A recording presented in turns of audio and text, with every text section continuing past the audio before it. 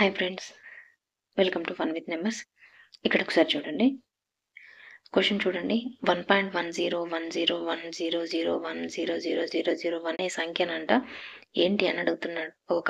ఒక పూర్ణ సంఖ్యన, ఒక కరణీయ సంఖ్యన, ఒక సహజ సంఖ్యన, ఒక అకరణీయ సంఖ్యన, ఏదని అడుగుతున్నాడు. అంటే హోల్ నెంబరా, ఇర్రేషనల్ నెంబరా, న్యాచురల్ నెంబరా, రేషనల్ నెంబరా అని అడుగుతున్నారు. చూడండి, ఇది ఖచ్చితంగా పూర్ణాంకం అయితే కాదు, అలాగే సహజ సంఖ్య కూడా కాదు. అండ్ అకర్ణీయ సంఖ్య అంటే ఏంటి? అంతమయ్యే దశాంశ భిన్నాలు మనకు తెలుసు, అంతం కానీ ఆవర్తిత దశాంశ భిన్నాలు తెలుసు, అవి అకర్ణీయ సంఖ్యలు. బట్ ఇది చూడు, అంతము అవ్వట్లేదు, ఆవర్తితం కూడా అవ్వట్లేదు. చూడండి, ఏ ఒక్క సేమ్ నెంబర్ కూడా దాని తర్వాత మళ్ళీ సేమ్ నెంబర్ రావట్లేదు. ఇప్పుడు చూడండి, అకర్ణీయ సంఖ్య అంటే 1.3 బార్ అంటే 3 అనేది రిపీట్ అవుతుంది. దీన్ని రేషనల్ నెంబర్ అని అంటారు, అకర్ణీయ సంఖ్య అని అంటారు. బట్ ఇలాంటి నెంబర్స్ని ఏమంటారంటే కరణీయ సంఖ్యలు అని అంటారనమాట. ఓకే, సో ఆన్సర్ ఏంటండి? కరణీయ సంఖ్య. ఇక్కడ ఒకసారి చూడండి. Second question. 2 కోణాలు 5:3 నిష్పత్తిలో ఉన్నాయి. వాటిలో చిన్న కోణం 180 డిగ్రీస్ అయితే పెద్ద కోణం ఎంత అని అంటున్నాడు. ఇక్కడ చూడండి, కోణాలది నిష్పత్తి ఇచ్చాడు, రేషియో ఎంత అండి? 5:3 అంట. అంటే ఈ 3 అనేది ఎంతంట? 3 పార్ట్స్. ఓకే, 3 పార్ట్స్ అనేది 180 డిగ్రీస్. చిన్న కోణం ఇచ్చాడు అంటే 3 కదా చిన్నది.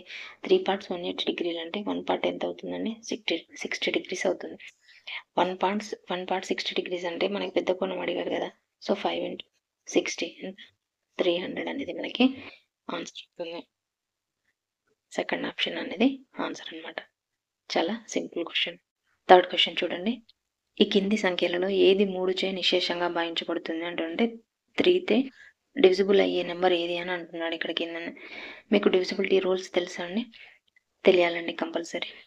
3 చేత డివిజిబుల్ అవ్వాలంటే 3 యొక్క డివిజిబుల్ రూల్ ఏంటి అంటే, ఇక్కడ ఉన్న అన్ని డిజిట్స్ యొక్క సమ్ అనేది ఏదైతే వస్తుందో ఆ నెంబర్ 3తో డివిజిబుల్ అయితే ఆ టోటల్ నెంబర్ 3తో డివిజిబుల్ అవుతుంది అనమాట. కావాలంటే సమ్ చెక్ చేయండి. నెంబర్స్ డిజిట్స్ యొక్క సమ్ 4 + 2 6 + 3 9 9 + 9 18.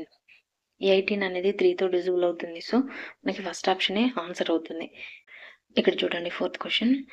10 నుండి 48 వరకు గల అన్ని బేసి సహజ సంఖ్యల మొత్తం ఎంత అని అంటున్నాడు.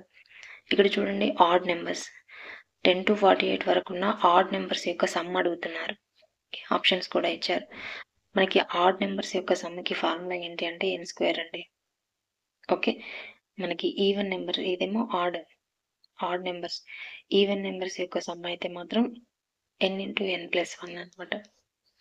ఓకే, ఇది ఈవెన్ నెంబర్స్ యొక్క సమ్కి, ఇదేమో ఆడ్ నెంబర్స్ యొక్క సమ్కి ఫార్ములా. ఓకే, ఇక్కడ చూడండి, 10 నుండి 48 వరకు గల బేసి సహజ సంఖ్యలు మొత్తం అంటే మనకి ఫార్ములా ఏంటి అంటే అది 1 3 ఇట్లా ఎట్సెట్రా ఉన్నంత వరకు అంటే మొదటి n ఆడ్ సహజ సంఖ్యలు అనమాట. ఓకే, బేసి సహజ సంఖ్యలకి ఈ ఫార్ములా వర్తిస్తుంది. కానీ ఇది చూడండి, మధ్యలో నుండి స్టార్ట్ అయింది. అంటే మనం ఏం చేయాలి? ఫస్ట్ 1 నుండి 48 వరకు తీసుకొని ఆ తర్వాత 1 నుండి 9 వరకు మనం సబ్ట్రాక్షన్ చేయాల్సి ఉంటుంది. ఎందుకంటే మనకి ఈ 10 బిలో ఉన్నవి మనకు అవసరం లేదు. ఓకేనా? చూడండి, 1 to 40 మనకు 48 అనేది ఆడ్ నెంబర్ కాదు.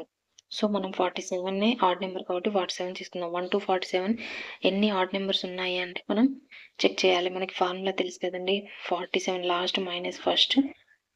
ఇక్కడ ఆడ్ నెంబర్స్ కాబట్టి మధ్యలో డిఫరెన్స్ ఉంటుంది. ఎంత? 2 బై డిఫరెన్స్ +1 చేయాలి. ఎంత వస్తుంది? 46/2 అంటే 23 +1 అంటే 24 అనేది మనకి వస్తుంది. ఓకే, 24 అనేది మనకి 1 to 47 ఆడ్ నెంబర్స్ అనమాట. 24² అంటే 576 కదా. అలా కాకుండా మళ్ళీ మనం ఏం చేయాలి? 1 to 9 కూడా చేయాలి. వీటి సబ్ట్రాక్షన్ చేయాలి. 9 - 1/2 +1 చేయాలి. ఎంత వస్తుంది? 8/2 అంటే 4 + 1 5 అనమాట. అంటే మళ్ళీ ఇది కూడా n² చేయాలి కదా, అంటే -25 చేయాలన్నమాట. ఓకే, అంటే వచ్చింది ఇది కూడా n, ఇది కూడా n. కానీ మనం ఏం చేస్తున్నాం? టోటల్ కనుక్కొని అందులో నుండి ఆ బిఫోర్ ఉన్న వాటిని మనం సబ్ట్రాక్షన్ చేస్తున్నాం. అంటే ఈ n² నుండి ఈ n²ని సబ్ట్రాక్షన్ చేస్తున్నాం అనమాట. సో 576లో నుండి 25 తీస్తే 1, ఇక్కడ 551 అనేది మనకి ఆన్సర్ అవుతుంది అనమాట. అర్థమైంది కదండి. మనకి మొదటి n బేసి సహజ సంఖ్యల మొత్తానికి ఫార్ములా మనకి తెలుసు. ఓకే 1 నుండి స్టార్ట్ అయితే అంటే మొదటి అంటే ఫస్ట్ నుంచి స్టార్ట్ అయ్యేవి అన్నమాట సహజ సంఖ్యలు. కానీ ఇక్కడ వీళ్ళు ఏం అడిగారంటే 10 నుండి అడిగారంటే మిడిల్ నుంచి అడిగారు. మిడిల్ నుంచి మనకి ఫార్ములా లేదు. అప్పుడు మనం ఏం చేయాలి అంటే మొదటి నుంచి కనుక్కొని అంటే 1-47 మనం కనుక్కొని మనకి ఏవైతే అవసరం లేదో వాటిని సబ్ట్రాక్షన్ చేస్తున్నాం. 1-47 మనకి ఎంత వచ్చింది 24 వచ్చింది.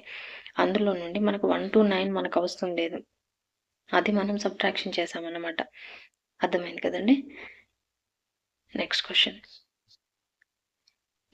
చూడండి. 10.20 సెంటీమీటర్స్ భుజం కొలత గల సాధారణ షడ్భుజి యొక్క చుట్టుకొలత ఎంత అని అంటున్నాడు. ఇక్కడ ఒకసారి అబ్జర్వ్ చేయండి. సాధారణ షడ్భుజి అంటే రెగ్యులర్ పాలిగాన్ అనమాట. ఓకే రెగ్యులర్ హెక్సాగాన్ అని అంటారు అనమాట. మనం చూడండి ఇక్కడ చుట్టుకొలత అన్నప్పుడు ఎప్పుడైనా పాలిగాన్ ఒక చుట్టుకొలత అంటే ఏంటి అండి, వాటి యొక్క టోటల్ సైడ్స్ యొక్క సమ్మే కదా. ఓకే చుట్టుకొలత అడిగితే ఇప్పుడు ఇలా అన్నప్పుడు టోటల్ వాటి యొక్క చుట్టుకొలత అంటే ఏంటి, వాటిని మొత్తాన్ని ఏ ప్లస్ చేయడమే కదా. సో ఇక్కడ మనల్ని ఏమన్నాడు, అది షడ్భుజి అన్నాడు కాబట్టి అంటే షడ్భుజికి ఎన్ని ఉంటాయి భుజాలు 6 ఉంటాయి. ఇక్కడ ఒక భుజం కొలత వాళ్ళు ఇచ్చారు ఎంత 10.20 అని. ఇక్కడ 10.20ని 6 టైమ్స్ ఎడిషన్ చేసినా వస్తుంది ఆన్సర్, లేదా ఆ 10.20ని 6తో మల్టిప్లై చేసినా కూడా సేమ్ ఆన్సరే వస్తుంది. ఓకే 6తో మల్టిప్లై చేద్దాము. 6 0 12 6 2 నెంబర్స్ తర్వాత పాయింట్ ఉంది కాబట్టి 61.20 అనేది మనకి ఆన్సర్ అవుతుంది అనమాట. ఓకేనా. 5 భుజాలు గల బహుభుజి యొక్క 2 కోణాలలో ఒక్కొక్కటి 105 డిగ్రీలు మరియు మిగిలిన 3 కోణాలు సమానం అయినా ప్రతి సమాన కోణం విలువ ఎంత అని అంటున్నాడు. చూడండి 5 భుజాలు కలిగిన బహుభుజి అంటే అది ఏంటండి, అది ఎలా ఉంటుంది. ఓకే 1 2 3 4 5. ఓకే అయితే ఇప్పుడు ఏమంటున్నాడు, ఒక్కొక్కటి అంటే 2 కోణాలు ఉన్నాయంట. ఆ 2 కోణాలు ఒక్కొక్కటి 105 అంటే 2 కోణాల విలువ మనకి ఇచ్చాడు 210 అని చెప్పేసి. ఇక్కడ వాళ్ళు ఇచ్చారు ఏంటంటే 5 భుజాలు కలిగిన ఇక్కడ సాధారణ బహుభుజి అని అడుగుతారు నార్మల్గా. ఇలా వాళ్ళు ఏమి ఇవ్వలేదంటే అది రెగ్యులర్ పాలిగాన్ అన్నమాట. రెగ్యులర్ పాలిగాన్లో టోటల్ అంతర కోణాల మొత్తానికి ఫార్ములా ఉంటుంది n-2 × 180 డిగ్రీస్ అని చెప్పేసి. ఓకే ఇక్కడ భుజాలు ఎన్ అంటే ఏంటి, ఎన్ని సైడ్స్ ఉన్న పాలిగాన్ అన్న దాన్ని బట్టి ఉంటుంది. ఇక్కడ 5 సైడ్లు 5 భుజాలు అన్నాడు కాబట్టి 5 - 2 3 × 18 అంటే 540 అనేది మనకి టోటల్ అంతర కోణాల మొత్తం వచ్చింది. అంతర కోణాల మొత్తం 540 వచ్చింది. బట్ వాళ్ళు ఇచ్చారు 210 అని చెప్పేసి 2 కోణాలు. సో 540లో నుండి 210 తీసేస్తే 330 అనేది మనకి మిగిలిన 3 కోణాల మొత్తం. కానీ వాళ్ళు ఏమన్నారంటే ఆ మిగిలిన 3 కోణాలు అంట సమానంగా ఉన్నాయంట. అంటే బై 3 చేస్తే ఒక్కొక్క కోణం విలువ వస్తుంది. 110 డిగ్రీలు అనేది మనకి ఆన్సర్ అవుతుంది అన్నారు కదా. ప్రతి సమాన కోణం విలువ ఎంత, 3 కోణాలు సమానం అంటే బై 3 చేస్తే ఒక్కొక్క కోణం ఎంతనో తెలుస్తుంది కదా. That's it. ఇంకో క్వశ్చన్ చూడండి. ఒక సంఖ్యలో 4/5వ వంతు ఆ సంఖ్య యొక్క 2/3వ వంతు కంటే 4 ఎక్కువ అయితే ఆ సంఖ్య ఏంటి అని అంటున్నారు. ఇక్కడ చూడండి ఆప్షన్స్ ఇచ్చారు. ఒక సంఖ్య అంటే ఆ సంఖ్య ఎంతో మనకి తెలియదు, దాన్ని ఎక్స్ అనుకుందాం. దాని యొక్క 4/5 విలువనంట దేనికి సమానం అంట, ఆ సంఖ్య యొక్క 2/3వ వంతు కంటే 4 ఎక్కువ అంట. ఓకే అయితే ఆ సంఖ్య ఏంటి అని అంటున్నారు. చూడండి ఇక్కడ 4x/5 = 2x/3 + 4. 4x/5 = 2x + 12/3. ఇక్కడ క్రాస్ మల్టిప్లికేషన్ చేస్తే 12x = 10x + 60.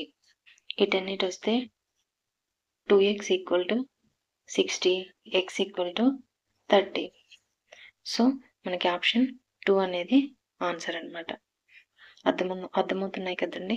వీడియో కనుక నచ్చితే లైక్ ఇవ్వండి, అలాగే మీ ఫ్రెండ్స్కి షేర్ చేయండి. మన ఛానల్ని కొత్తగా ఎవరైనా చూస్తున్న వాళ్ళు ఉంటే సబ్స్క్రైబ్ చేసుకోండి. Thank you. బాయ్.